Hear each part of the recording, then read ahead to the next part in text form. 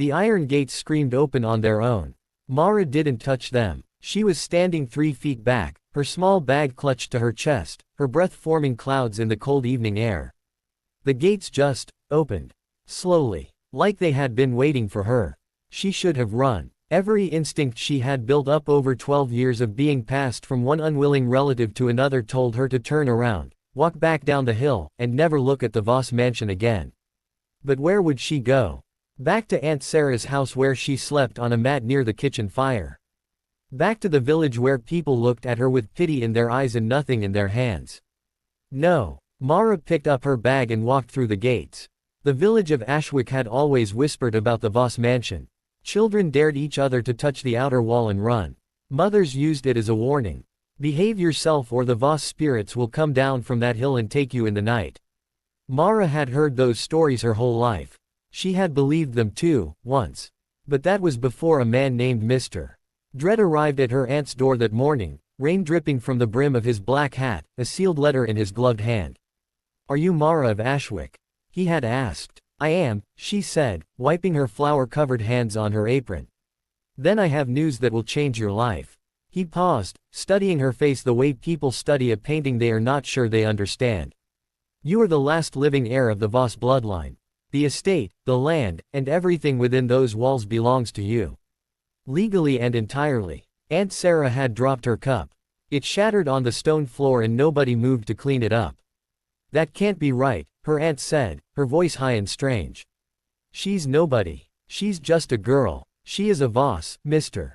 Dread said simply. And that was that. By evening, Mara's bag was packed. Aunt Sarah didn't cry. She didn't hug her. She handed her the bag at the door and said, "Don't come back here bringing whatever curse lives in that house." Then she shut the door. Mara had stood on the road for a long moment, the rain soaking into her hair, and she had made herself a quiet promise. She would not cry. Not tonight. Now she stood inside the gate of the mansion and looked up at the building rising against the dark sky. It was enormous. Crumbling in places, ivy eating the stone walls, windows dark and hollow like the eyes of something long dead. But there was a strange feeling rising in her chest that she had never felt before in her life. It felt almost like coming home. She pushed open the front door and stepped inside. The entrance hall was vast and cold and smelled of old wood and candle wax. Mara's footsteps echoed as she walked slowly across the stone floor, her eyes moving over everything at once. Grand staircases curved upward on both sides of the hall. Portraits lined the walls from floor to ceiling, stern faces staring down at her in the dim light. Dust covered every surface like a thin gray blanket. Nobody had lived here in years. Maybe decades. She found a candle on a side table and a box of matches beside it. She struck one and touched the flame to the wick. The candle caught. She held it up and moved deeper into the house. The first strange thing happened in the hallway just beyond the staircase. She had been walking slowly, letting the candlelight push back the darkness ahead of her, when she noticed the candles on the wall brackets behind her were lit. Every single one of them. Burning steadily. She had not touched them. She spun around and stared. The flames did not flicker. They burned calm and even, as though they had always been there, as though the house itself had decided she should not walk in the dark. Mara's heart was hammering. She pressed her back against the wall and whispered, "Who's there?" Silence. Just the low groan of the old house settling around her. She swallowed hard and kept moving. The second strange thing happened in the east sitting room. She pushed open the door and found a rocking chair moving. Slowly. Steadily. Back and forth, as though someone had just stood up from it a moment before she arrived. But the room was empty. The windows were sealed. There was no draft. Nothing that could explain it. "Stop it," she said out loud, surprising herself with how steady her voice came out. "I'm not leaving. You might as well know that right now. This is my house and I am not leaving." The rocking chair slowed, then stopped. Mara let out a shaking breath. The third thing was the worst. Or maybe it wasn't the worst. Maybe it was the most important. She had made her way to the upper hallway, candle held high, when she saw the figure standing at the far end. A woman, tall and still, dressed in white, her dark hair loose around her shoulders. She was not solid. Mara could see the faint outline of the wall behind her. But she was there. Clearly, undeniably there. And she was not moving toward Mara.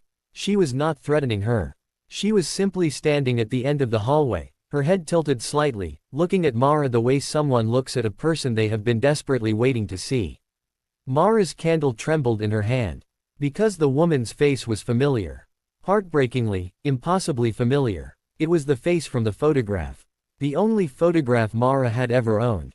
The one she kept folded inside her boot because it was the only thing in the world she was truly afraid of losing.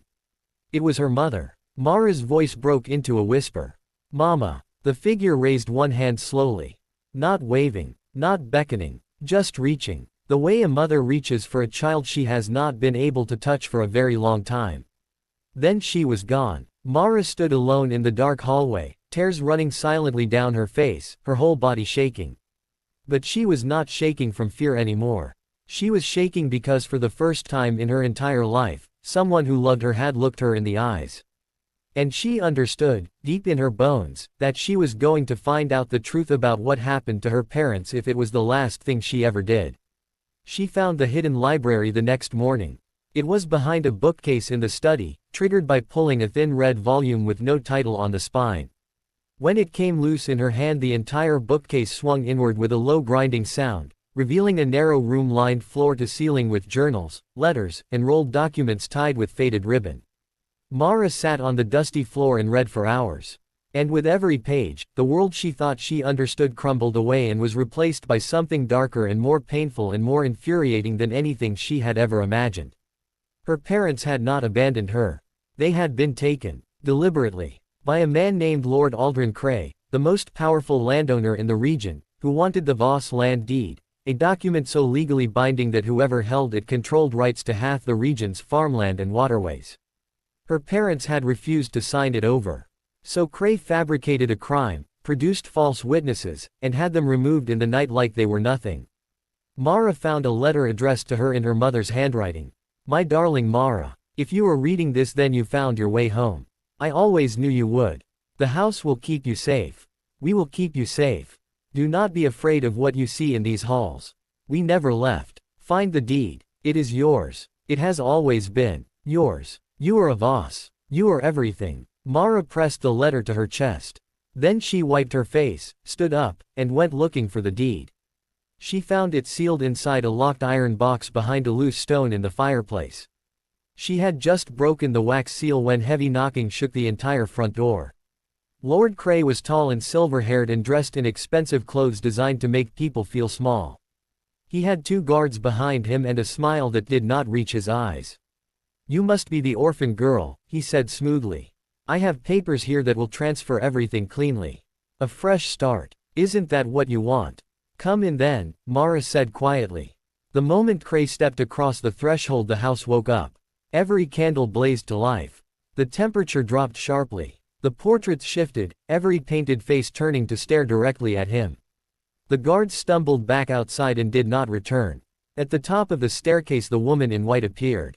Beside her stood a tall man with Mara's same dark eyes.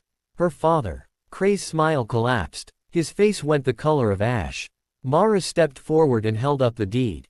"This is mine," she read aloud in a clear, steady voice that rang through the hall like a bell.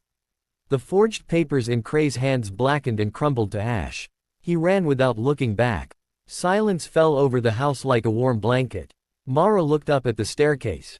Her parents stood together, luminous and still. Her mother smiled, reached out one final time, and then they both faded slowly into the light. Mara walked to the nearest window and pulled back the heavy curtains. Golden morning light came flooding in across the stone floors and the grand staircase. She was not an orphan anymore. She was a Voss. She was home. Some fortunes are measured in land and gold. And some fortunes are measured in love that refuses to die.